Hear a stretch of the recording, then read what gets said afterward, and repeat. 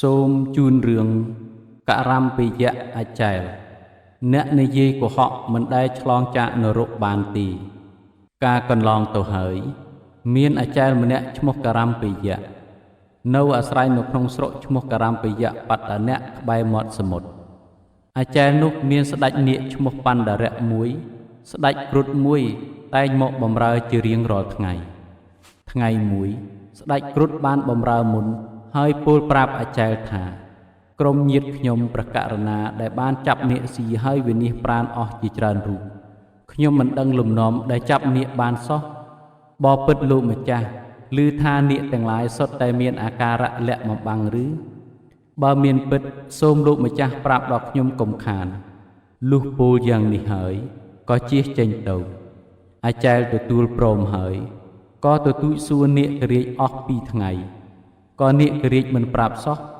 លុះដល់ថ្ងៃទី3ដោយការអង្វរកររបស់អចែលថាអាត្មាមិនប្រាប់អ្នកណាទេឲ្យតែអ្នកប្រាប់មកចុះគឺគ្រាន់តែចង់ដឹងប៉ុណ្ណេះនាគរាជពោលបដិញ្ញាថាសូមលោកម្ចាស់កុំប្រាប់គេឲ្យសោះទើបនិយាយអាកំបាំងរបស់ខ្លួនដល់អចែលទ្រុសិលពោលពាក្យកុហកនោះថាបពិតលោកម្ចាស់ពួកយើងសុទ្ធសឹងតែលេបនៅដុំថ្មធំយកទម្ងន់ហើយដេកសន្ធឹងហាមាត់បញ្ចេញធ្មេញប្រាថ្នានឹងស៊ីគ្រុឌទាំងឡាយនោះនៅក្នុងពេលដែលវាមកគ្រុឌទាំងឡាយមកចាប់ឆក់ក្បាលយើងក៏ធ្លាក់ចុះទៅក្នុងទឹកទើបវិនិច្ឆ័យច្រើនដោយហេតុនេះឯងទើបគ្រុឌទាំងឡាយប្រាថ្នាចង់ចាប់ពួកយើងក៏បីលើកកន្ទុយឡើងលើសំយងក្បាលចុះក្រោមហើយរលាក់ដុំថ្មចេញអំពីមាត់ទើបចាប់បានអាកំបាំងរបស់ខ្លួនបុគ្គលមិនគួរប្រាប់ដល់អ្នកដទៃក្រៅពីមាតាបិតាឡើយគ្រាន់តែនាគរាជចេញផុតទៅស្ដេចគ្រុឌមកដល់ភ្លាមទើបអចែលរៀបរាប់ប្រាប់តាំងពីដើមរហូតដល់ចប់ស្ដេចគ្រុឌឮពាក្យនោះហើយក៏ទៅចាប់នាគរាជនៅក្នុងថ្ងៃនោះឯងចាប់កន្ទុយលើកឡើងលើសំយងក្បាលចុះក្រោមរលាក់ដុំថ្មចេញពីមាត់ហើយស្ទុះហោះទៅលើអាកាសណាភាល័យនាគរាជក៏យំរៀបរាប់ថា